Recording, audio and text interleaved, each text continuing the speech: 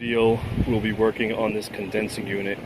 The issue we're having, the fan motor was not operating, and so we had to go ahead and replace it. But when I went here to inspect the interior of the condensing unit, you can see all this debris and buildup that's kind of been sitting there. And I don't know if you can see it, but if you look at the coils, they're just extremely dusty. I can put my hand on, I can feel all the residue and the film that's on the exterior, and you can see my hand. It's just all that thick dust that's built up. So we're gonna go ahead and wash our coils today and clean up this condensing unit. There are different products that you can use on the market. Here you can see we have a Pro Green, and this is a coil cleaner.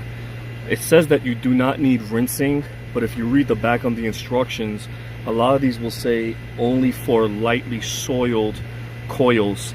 Obviously this coil's been sitting here for 20 years, and so we need to do a heavy clean.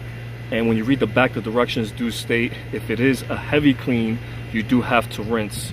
So here I'm going to be using this one. This is a New Bright coil cleaner, and I like this one because of the foaming action. When you spray it, it just foams up. It'll pull all the debris from inside the coils outside, and then we'll go ahead and rinse it. We have to leave it on for probably 5 depending to 10 minutes, and then we can go ahead and rinse it. Safety is important, so make sure you pull your disconnect from your fuse. I recovered my panel. The reason I did this is because when I'm spraying with water, I don't want to catch any of the electrical components when I'm doing my rinse cycle. Let's start by cleaning up all this debris in the interior of the condensing unit. Make sure you're wearing glasses. I have my glasses right here, and make sure you're wearing gloves as well. One thing I do want to mention, when you are taking the debris out, make sure you put it inside of a box so that you can discard it.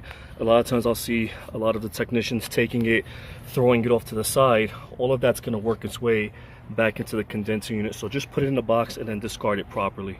Just rinsing off the coils, trying to get as much of the debris from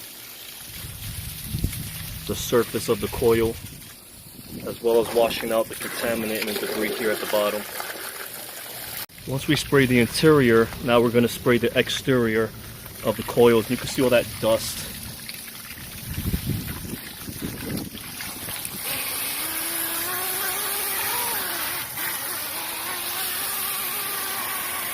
So here we're just spraying it.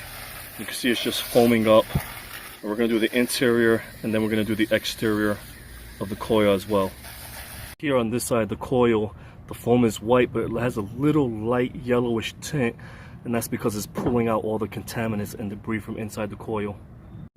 Now we're going to start working on the exterior of the coil. Here, it's just really pulling out all the contaminants in the coil. We're going to let it sit for about 10 minutes, and then we'll start rinsing it. Here we waited 10 minutes, and now we're going to start rinsing it. You can already see during the rinse process how nice and shiny the coils are actually starting to look.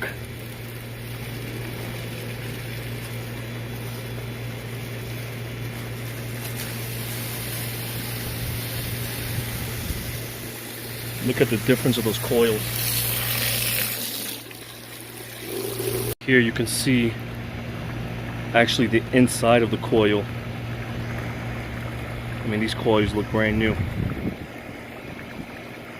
Definitely going to help with the efficiency of the system.